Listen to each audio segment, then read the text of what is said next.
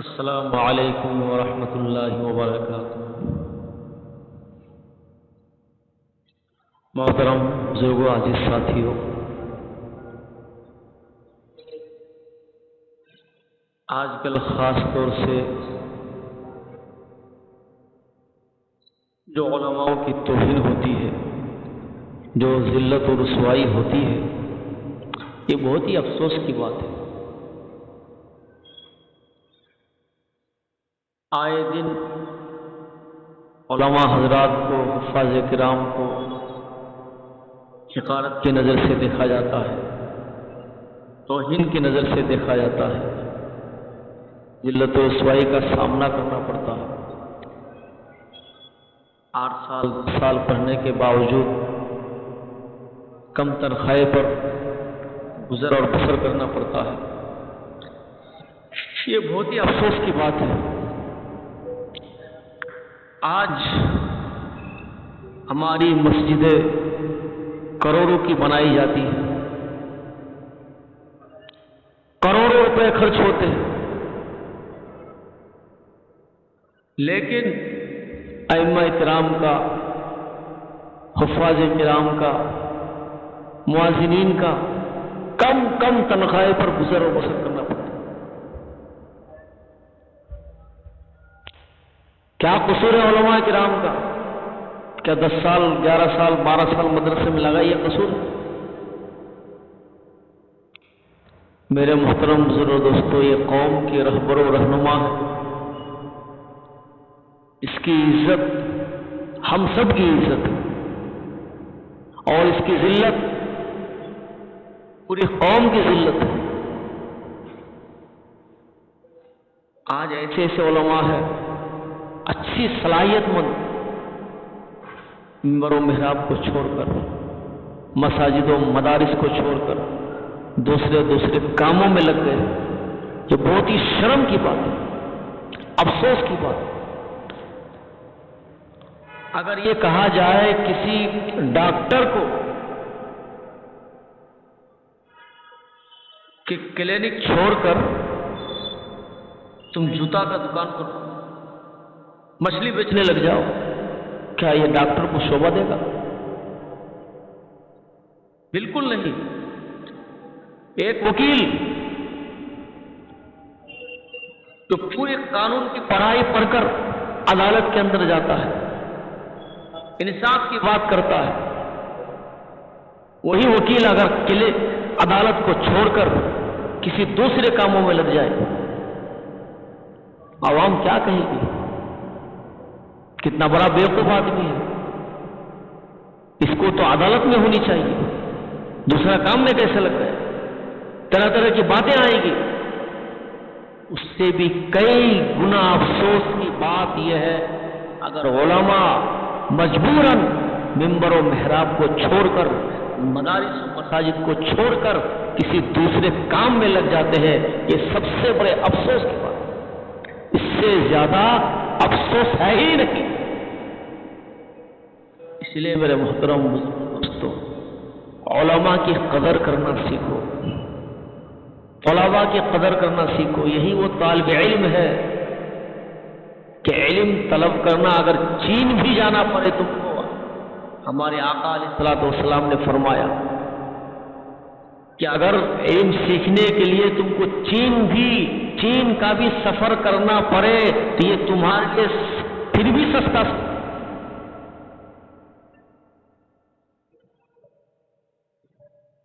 چین بھی جانا پڑے، علم سیکھنا پڑے۔ قسم خدا کی، آج علماء کی توہین ہوتی ہے،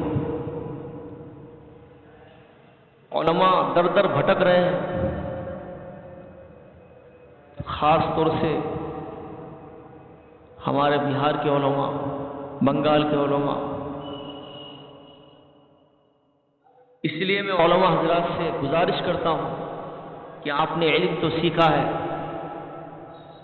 انشاءاللہ آپ کو عزت ملے گی، ذلت و رسوائی سے آپ انشاءاللہ ضرور بچیں گے، لیکن علم کے ساتھ ساتھ کوئی ہنر بھی سیکھ لے تاکہ کسی کی محتاج نہ بنے۔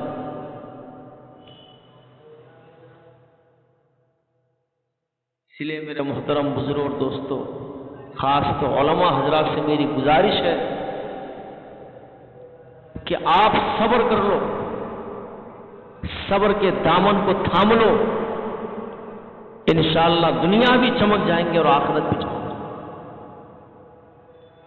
دنیا میں بھی ذلت و رسوائی سے انشاءاللہ ضرور بچیں گے، اور آخرت کے اندر بہت بڑی ذلت سے آپ بچ جائیں گے۔ سب سے پہلی بات علماء کو صبر کرنا۔ ٹھیک ہے کم تنخواہیں، لیکن کسی طرح گزر اور بسر کر کے چلیے، انشاءاللہ اس کا صلہ، اس کا جزا، اس کا بدلہ ملے گا۔ یہاں تک کہ ایک عالم کا مقام اور مرتبہ جو ہے اس کو اگر بیان کی جائے، آپ صلی اللہ علیہ وسلم فرماتے ہیں کہ بادشاہ عوام پر حکومت کرتی ہے اور علماء بادشاہوں پر حکومت کرتے ہیں۔ یہ ہے مقام۔ عوام عزت دے نہ دے کوئی فرق نہیں پڑتا، بس ہمیں صحیح طریقے سے زندگی گزارنا۔ چند روز ہمیں جو ہے دنیا میں چند روزہ کے لیے آئے ہیں، اپنی خواہشات کو توڑ کر، اپنے ارمانوں کو توڑ کر صبر کے دامن کو تھام کر چلیے، انشاءاللہ بہت بڑا فائدہ ہوگا۔ ہمیں ممبر و محراب کو چھوڑنے کی ضرورت نہیں ہے۔ انشاءاللہ یہاں اگر اتنی عزت نہیں ہے تو انشاءاللہ آخرت کے اندر آپ کو وہ عزت ملے گی جو سب سے بڑی کامیابی ہے۔ اس لیے ہمیں علماء کرام کو چاہیے کہ ایک ہمیں اپنی ہمت کو اور اپنے حوصلے کو برقرار رکھنا،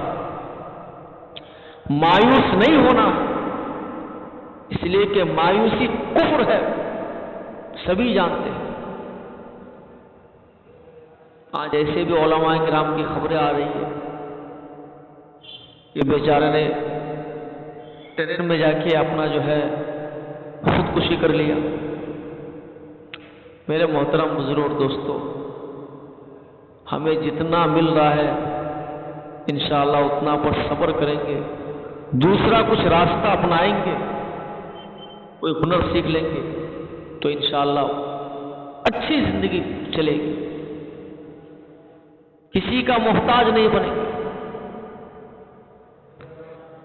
تو ہمیں پڑھنے کے ساتھ ساتھ علماء کرام کو، طالب علم کو جو ابھی پڑھتے ہیں ان کے لیے پڑھنے کے ساتھ ساتھ دوسرا کام بھی، ہنر بھی سیکھ لیں، تاکہ آپ پڑھنے کے بعد در در نہ بھٹکے۔ آج علماء کرام پڑھنے کے بعد، عالم بننے کے بعد 10 سال 12 سال اپنی پڑھائی کو پوری کرنے کے بعد کسی مدارس کے اندر پڑھاتے ہیں۔ پڑھانے کے بعد ان کو تنخواہیں نہیں ملتی، ہر مہینہ تنخواہ ملنا مشکل ہو جاتا ہے، پھر بھی ایسے ایسے علماء کرام کو ہزاروں سلام کہ اسی کے اندر وہ پڑھاتے ہیں، صبر کے دامن کو اپنائے ہوئے ہیں، اور رمضان المبارک کے موقع پر جب باہر چندے وغیرہ کو جاتے ہیں، روزہ رکھ کر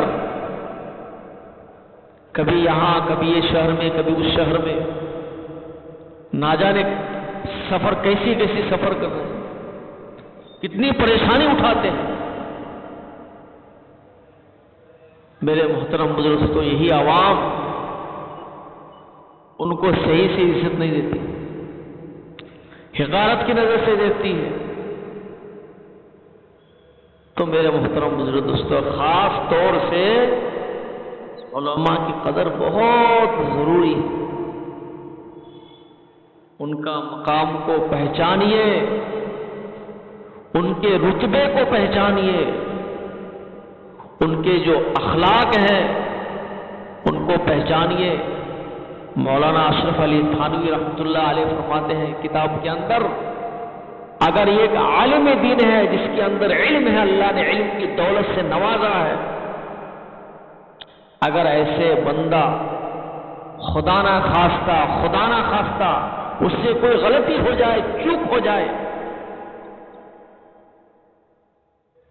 تو ان غلطیوں کو درگزر کر کے اس سے جو ہے اپنا رشتہ صحیح رکھے۔ انسان ہے، انسان سے غلطی ہو گئی ہے، لیکن بہر کیف اس انسان کے اندر علم ہے، اس علم کی قدر کرنا ہم سب کے لیے ضروری ہے۔ علم کبھی جو ہے یہی نہیں سکھاتا کہ آپس کے اندر جھگڑے، عداوت، دشمنیاں، بغض، کبھی نہیں سکھاتا۔ بہر کیف ایسے علماء کی قدر ہمارے لیے بہت ضروری ہے، اور خاص طور سے آج کل اپنے بچوں کو دینی تعلیم کے بجائے دنیاوی تعلیم بہت زیادہ اس پر غور کرتے ہیں۔ حالانکہ اگر ہمارے 2 بیٹے ہیں یا 3 بیٹے ہیں، کم سے کم ایک بچے کو عالم دین بنانا بہت ضروری ہے، نہیں تو دھیرے دھیرے علم ختم ہو جائے گا۔